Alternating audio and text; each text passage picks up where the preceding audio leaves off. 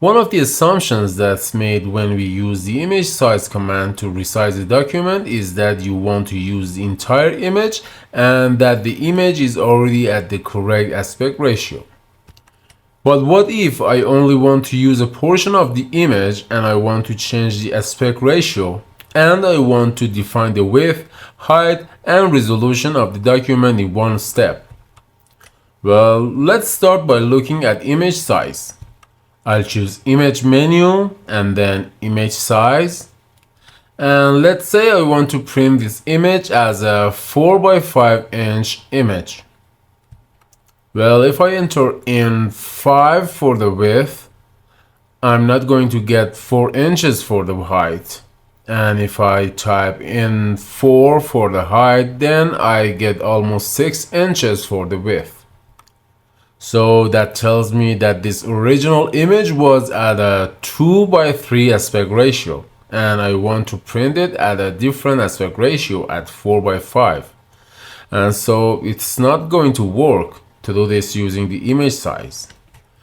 Well, I suppose I could unlink these and then I could type in 5, but that would squish and distort my image. So I don't want to do that. I'll go ahead and relink that and then hit cancel.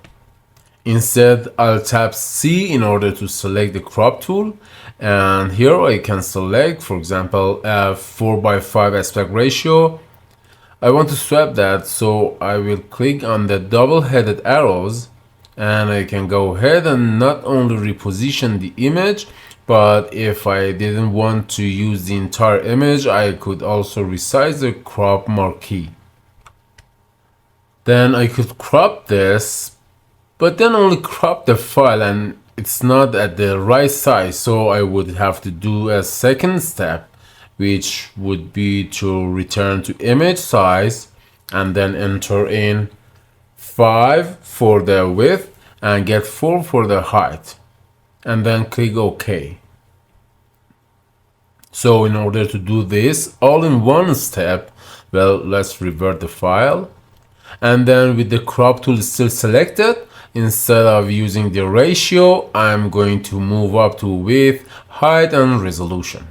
Now I can type in exactly the dimensions and the aspect ratio that I want Photoshop to crop to, and it will do it all in one step. So here I'll type in 5IN for inches, and then 4IN, and 300 for pixels per inch. Again, I don't have to use the entire document. I can go ahead and crop in and reposition it. And when I click on the check mark, we can see that not only has Photoshop cropped that to the correct aspect ratio, it's also only using a portion of the image, the portion that I wanted. And it's changed the size of the image to 4 by 5 at 300 pixels per inch.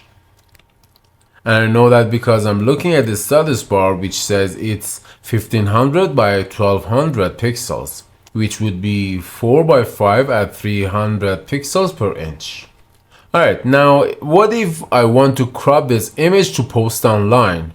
Let's choose File and revert again. I'll use the crop tool again, but this time I'm going to set the width and height to pixels. So I will change this to 1600 px and then tap the tab key and then 700 px, and then we don't actually need to enter in a resolution, so I could just delete that, because when I post this online, the software is going to map each pixel in the original document to the pixel of the screen on the device that it's being displayed on. Now we can redefine the area that we want to include in our image and then apply that crop, and it's being cropped and resized in one step. Now if I thought I was going to use these options over and over again, I could use the drop down menu and save this as a new crop preset, and then the next time I need it, I can quickly access it from the list. Alright, for now let's clear those values, and there's one additional way that I want to show you how we can crop to a specific size, and That is by using the marquee tool. So I'll select that, and then I'm going to revert this image, and let's say I only want an 800 by 800 pixel area of the image.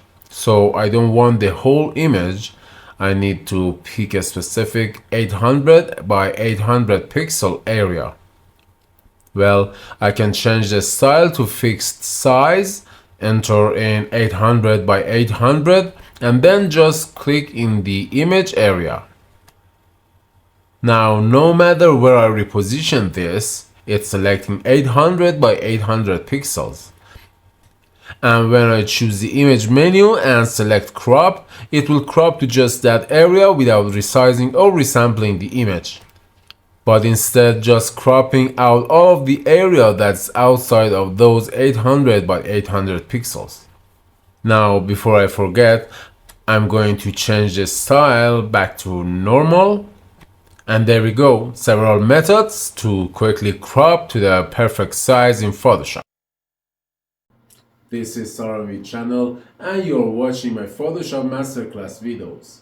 If you're not professional in Photoshop, I suggest you that watch my videos from the first one, because I covered every small detail in this tutorial. But now, like this video if you liked it, and don't forget to subscribe my channel so you make sure you never miss my daily videos. And comment me and ask me any question you had. Like always, I wish you the best and peace together.